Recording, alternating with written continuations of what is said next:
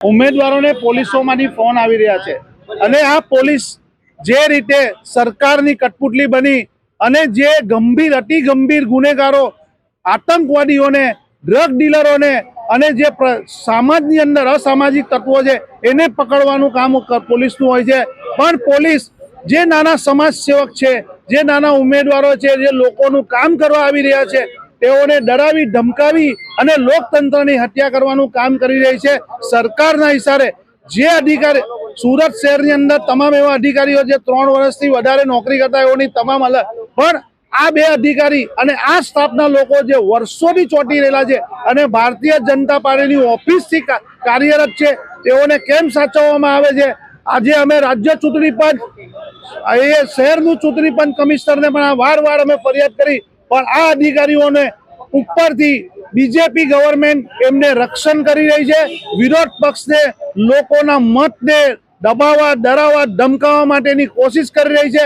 તેઓ ચૂંટણી પંચની ઓફિસની અંદર ખુલ્લે આમ સરકારી હથિયાર, દંડા અને પૂરો સાદા ડ્રેસમાં આવી અને ધમાલ મચાવે છે, ડરનો માહોલ ઉભો કરે છે। બીજેપીના નેતાઓ સાથે હાથમાં હાથ નાખી અને જે માહોલ ઉભો કરે છે તેના પરથી સાબિત થાય છે કે આ લોકોની ભ્રષ્ટાચારની પોલ ખુલી છે અને સુરતની જનતા તેમને હરાવવા જઈ રહી છે। એના માટે વિરોધ પક્ષે કેવી રીતે કચડવો એના માટેની પૂરેપૂરી તૈયારી કરી અને ષડયંત્ર રૂપી કામ કરી રહ્યા છે, પણ સુરતની જનતા મન બનાવી ચૂકી છે લોકતંત્રને બચાવવાનો, આ ભ્રષ્ટાચારી તંત્રને ઉખાડી ફેંકવાનો। અને સુરત શહેર કોંગ્રેસ અમારા તમામ નગરસેવક, તમામ ઉમેદવારોની સાથે છે। અમે રક્ષણ કરીશું, અમારું લોહીનું ટીપું છેલ્લું હશે ત્યાં સુધી લડવું, પણ આ લોકોને, આ ભ્રષ્ટાચારીઓને સરેન્ડર નહીં થઈએ અને અમે લડતા રહેશું। એ અમારી તમામ ઉમેદવારો ક્યાં છે?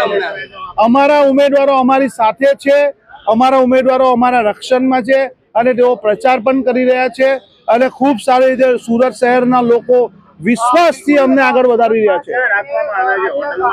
અમારી સાથે જ છે, અમારા લોકો અમારી સાથે જ રહે છે, સાથે નાસ્તો કરે છે, સાથે ચા પીએ છે, જમે છે ને પ્રચાર પણ કરે છે, ફોન કરે છે, ગ્રુપ મિટિંગો કરે છે, એમાં કોઈ ચિંતા નથી। પણ જે રીતે સરકારી તંત્રનો દુરુપયોગ થઈ રહ્યો છે તેઓને કહું છું કે જે દિવસે કોંગ્રેસ સત્તામાં હતી તે દિવસે વિરોધ પક્ષે દબાવવાનો કોશિશ નહીં કરેલો, નહીં તો આ તમારા ચા વાળા અમારા કોંગ્રેસની ઓફિસમાં ચા આપતા હતા।